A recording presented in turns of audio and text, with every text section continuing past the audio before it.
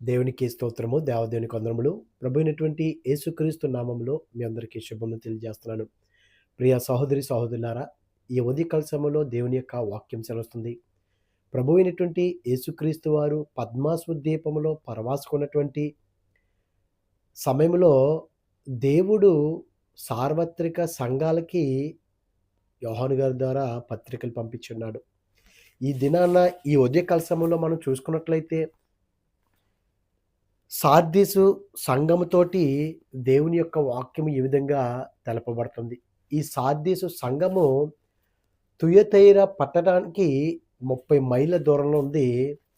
కొండ చర్యలపైన కొండపైన కట్టబడినటువంటి పట్టణము ఈ యొక్క సార్దీసు పట్టణము. సార్దీసు అనగానే సంస్కరణలకు సంస్కరణలకు మూలము, ప్రధానము అని దేవుని యొక్క వాక్యం సెలవుస్తుంది. ప్రియ సహోదరి, సహోదరులారా, ఈ ఉదయకాల సమయంలో సార్దీసు సంఘము ద్వారా దేవుడు మనకి ఏమి నేర్పబోతున్నాడు, సార్దీసు సంఘము ద్వారా మనము ఏమి నేర్చుకోవాలి అని మనం చూసుకున్నట్లయితే, దేవుడు వాక్యంలో సెలవిస్తుంది. ప్రకటన గ్రంథం 3వ అధ్యాయము 1వ వచనంలో, సార్దీసులో ఉన్న సంఘపు దూతకి ఇలాగు వ్రాయుము, 7 నక్షత్రములు దేవుని 7 ఆత్మలు గలవాడు చెప్పు సంగతులేమనగా. 7 నక్షత్రములను దేవుని 7 ఆత్మలు గలవాడు చెప్పు సంగతులేమనగా. అంటే ఈ 7 ఆత్మలు అని మనం ఏంటంటే, ప్రకటన గ్రంథంలోను 5వ అధ్యాయము 6 నుంచి చూస్తే, మరియు సింహాసనమునకు ఆ 4 జీవులకును పెద్దలకును మధ్య వధింపబడినట్లుండిన గొర్రెపిల్ల నిలిచుండుట చూచితిని. ఆ గొర్రెపిల్లకు 7 కొమ్ములను 7 కన్నులను ఉండెను. ఆ కన్నులు భూమి అందంతటా పంపబడిన దేవుని 7 ఆత్మలు. అంటే దేవుని యొక్క దృష్టి, దేవుని యొక్క కను దృష్టి ఎక్కడున్నదండి? భూమి అంతటా ఉన్నది. అంటే యెహోవా కన్నులు, దేవుని యొక్క కన్నులు ప్రతి స్థలం మీద ఉన్నాయి. మనల్ని ఎవరు చూడలేదులే అని చెప్పేసి మనం మన ఇష్టానుసారంగా ప్రవర్తిస్తాము, జీవిస్తూ ఉంటాము. ఈ ఉదయకాల సమయంలో సార్దీసు సంఘముతోటి దేవుని యొక్క వాక్యం సెలవుస్తుంది. నీ క్రియలను నేను ఎరుగుదును.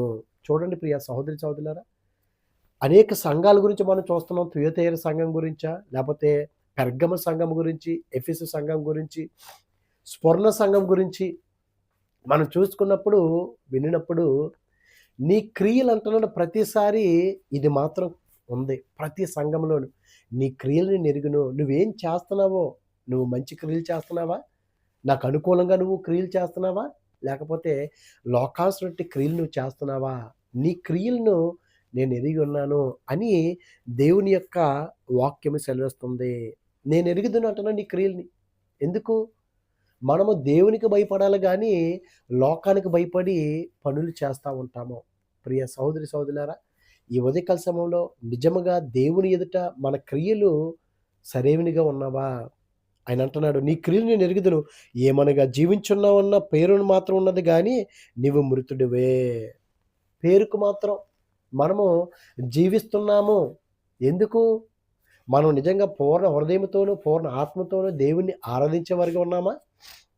కాలేబు చూసుకున్నట్లయితే పూర్ణ మనసుతో దేవుని అనుసరించి నడిచాడండి. 40 సంవత్సరాల వయసులో ఎలాగున్నాడో, 80 సంవత్సరాల వయసులో కూడా అదే ఆత్మీయ బలాన్ని కలిగి ఉన్నాడు. పూర్ణ మనసుతోటి మనము లేదండి.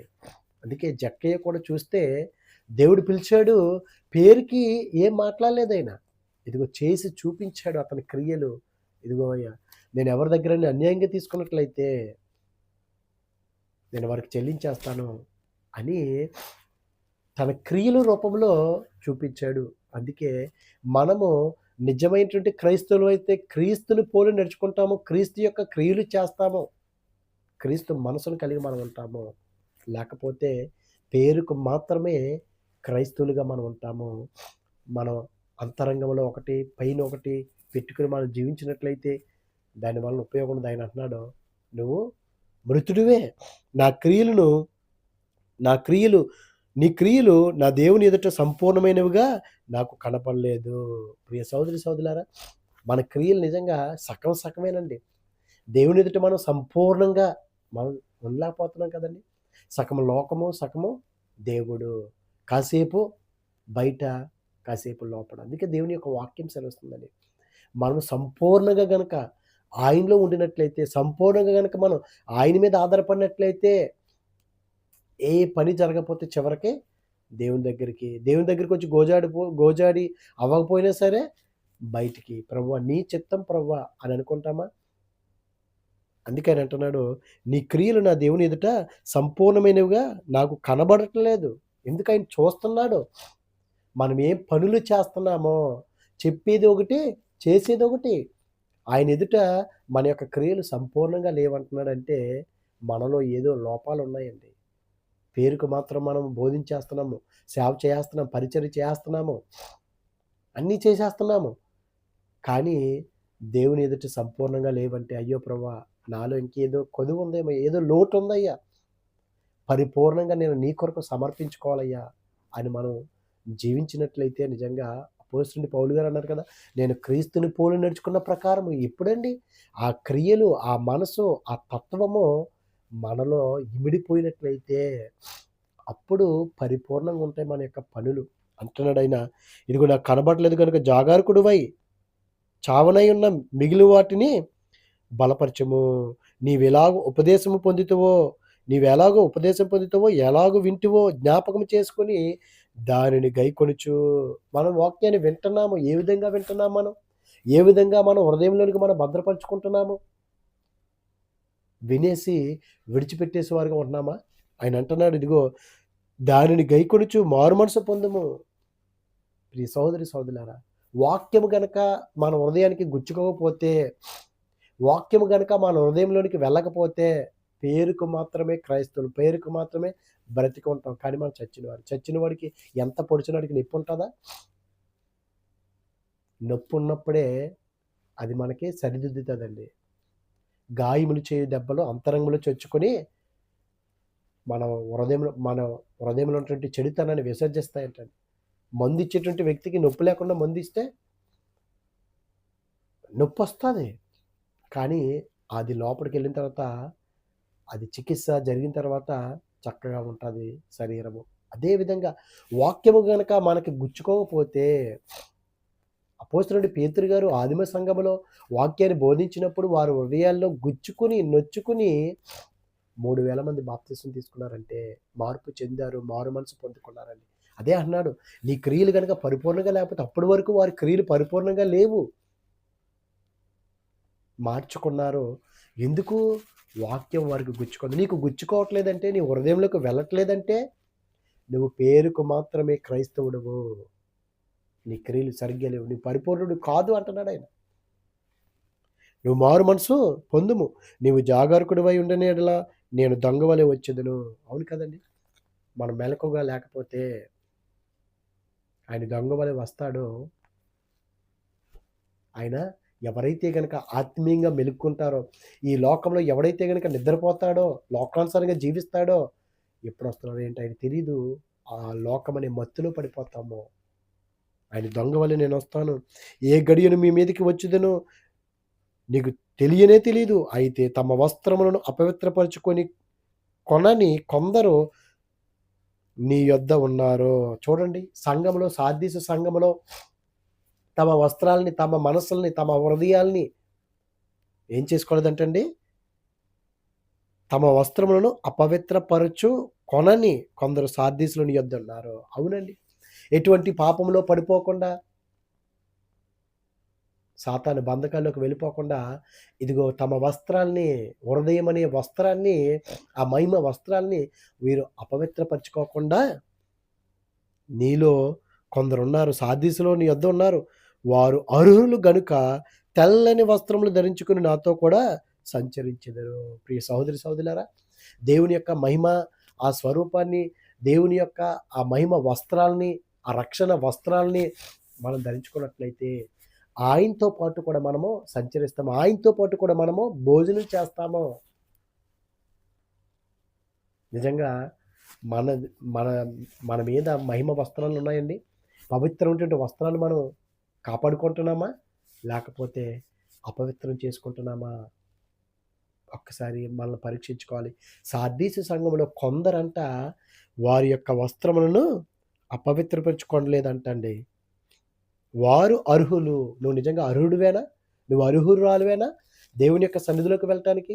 దేవుని యొక్క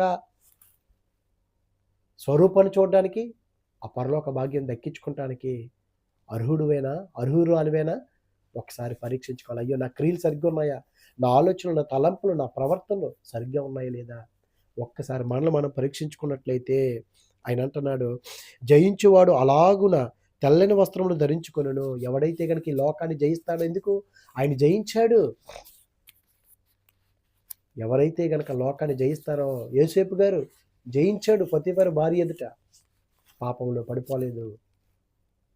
ఇదిగో ఆకాను ధనాన్ని చూశాడు, ఆశించాడు, పడిపోయాడు, ఓడిపోయాడండి. మనం ఆ విధంగా కాకుండా